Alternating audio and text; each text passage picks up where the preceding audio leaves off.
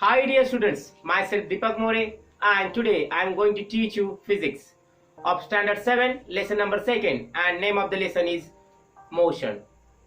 As we learned in this lesson about rest and motion, relativity between rest and motion, types of motion. So now today is the time to learn about mixed motion. So what is meant by mixed motion? A mixed motion is the motion in which more than one type of motion is going to do. The mixed motion is defined as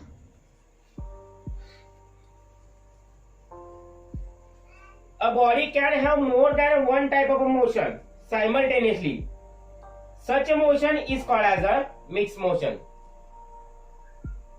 If a body is having more than one type of motion, such a type of motion we are calling as a mixed motion. For example, a wheels of a car or a cycle. In these wheels, both type of motions are going to happen. One is translatory motion and one is rotatory motion. Then how the translatory motion is going to happen? So we will see it. In the wheels of a car and cycle, whenever the cars and the cycle wheel is moving, that time it is rotating, and whenever that is rotating, that time it is changing the place from one place to another place, and such a type of a motion we are calling as a translatory motion. And whenever they are rotating from a fixed axis, and whenever any body which is rotating from a fixed axis, that type of a motion we are calling as a rotatory motion. So by using this example, you can able to understood what is meant by a mixed motion. There are many examples such as a drill used by carpenters as both rotatory as well as a translatory motion. A carpenter saw has a translatory as well as oscillatory motion. The earth rotates about its axis and the same time it revolves around the sun. In a curved path, it is also a mixed motion.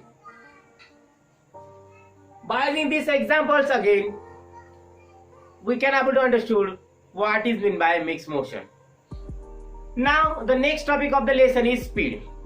As we are knowing about the speed, we are recognizing or we can able to feel the speed by watching the objects whenever they are moving in front of us. If that body is moving very fast, then we are calling as that body is on a fast speed. If that body is moving in a slow, that time we are calling as that body have the slow speed. Such a type or on this basis we can able to say that or we can able to define a speed.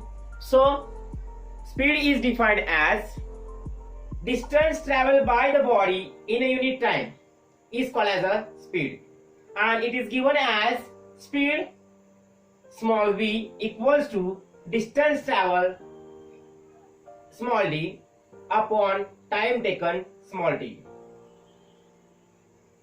and the SI unit of speed is meter per second, and symbolically it is given as meter per second. The other commonly used unit is kilometer per hour, symbolically represented as kilometer per hour, where 1 meter per second is equals to 3.6 kilometer per hour, or 18 kilometer per hour equals to 5 meter per second. As we learn about the speed, now it's time to learn about uniform and non-uniform motion.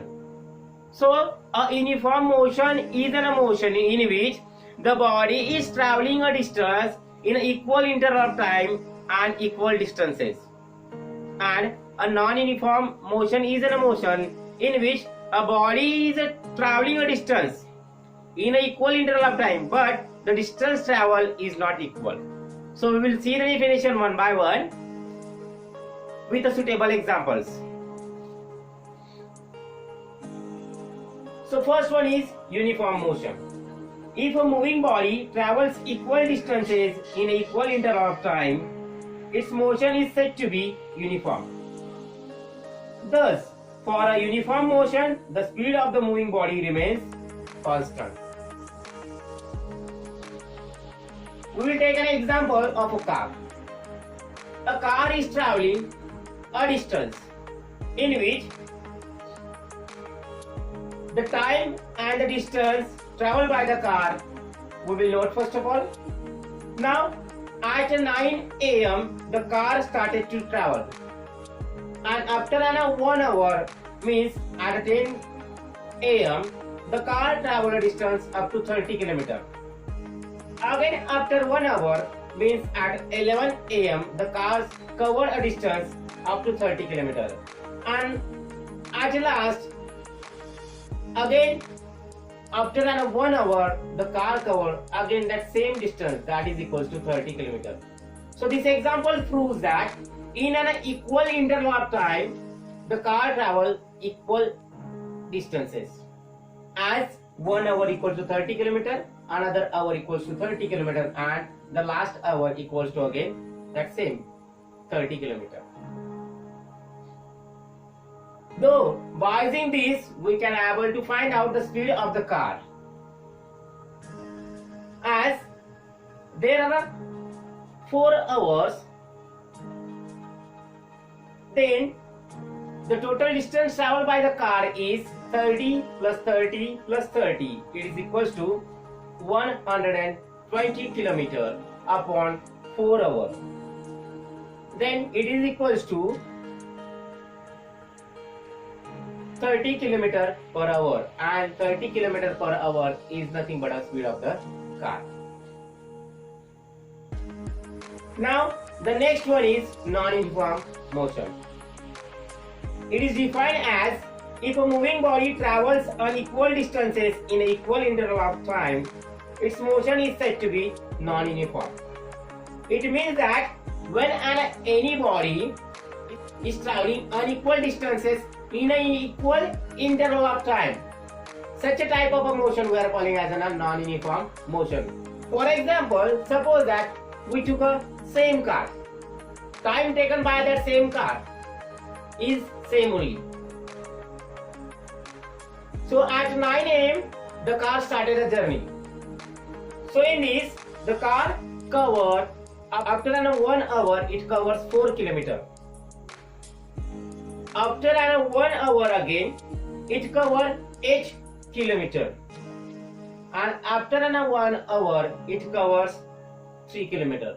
Then the time taken by the car is equal, but the distance traveled by the car is unequal. That is why we can able to say that the car is in a non-uniform motion. This is how we can able to understood what is meant by non-uniform motion and uniform motion.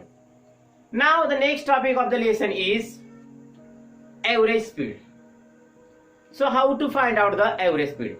As we know the formula for the speed, then by using the formula for the speed, again we can able to find out the average speed.